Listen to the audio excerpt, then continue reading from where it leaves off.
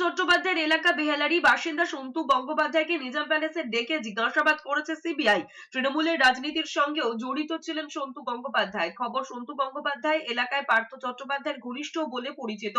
আবার তদন্তকারী সংস্থার দাবি, বেহালাবাসী সন্তুর সঙ্গে হুগলির বহিষ্কৃত তৃণমূল নেতা কুন্তল ঘোষ, নিয়োগ মামলায় জড়িত ব্যবসায়ী অয়নশীল, এমনকি কালীঘাটের কাকুরও যোগাযোগ ছিল। উল্লেখ্য, এর আগেও নিয়োগ মামলার তদন্তে সন্তু গঙ্গোপাধ্যায়ের নাম প্রকাশ্যে এসেছে। তার বাড়িতে তল্লাশিও চালানো হয়েছে। তবে এই প্রথম সিবিআই তাকে ডেকে পাঠালো। শুধু তাই নয়, সন্তু গঙ্গোপাধ্যায়কে জেরা করার 24 ঘন্টা আগে সিবিআই অয়নশীলকেও জেরা করতে চেয়ে আবেদন করেছিল আদালতে। নিয়োগ দুর্নীতির তদন্তে ইডির কাছে সন্তু গঙ্গোপাধ্যায়ের কথা প্রথম বলেছিলেন হুগলির ব্যবসায়ী অয়নশীলই, যার বিরুদ্ধে টেট দুর্নীতির পাশাপাশি পুর নিয়োগ দুর্নীতিরও অভিযোগ রয়েছে।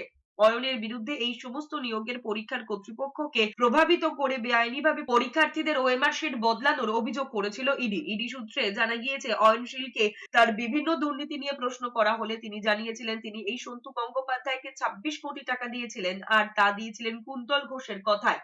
এই 26 কোটি টাকা অয়নশীলের কাছ থেকে নিয়ে সন্তু গঙ্গোপাধ্যায় নিজের কাছেই রেখেছিলেন নাকি পৌঁছে দিয়েছিলেন অন্যত্র, সেই সব প্রশ্নেরই উত্তর খুঁজছিলেন তদন্তকারীরা। এর আগে বাড়িতে তল্লাশি চালিয়েও কিছু না পাওয়ায় সাময়িক থমকেছিল এই বিষয়ে তদন্ত। এবার সেই সন্তু গঙ্গোপাধ্যায়কেই আবার সিবিআই ডেকে পাঠানোয় নতুন করে শুরু হয়েছে জল্পনা।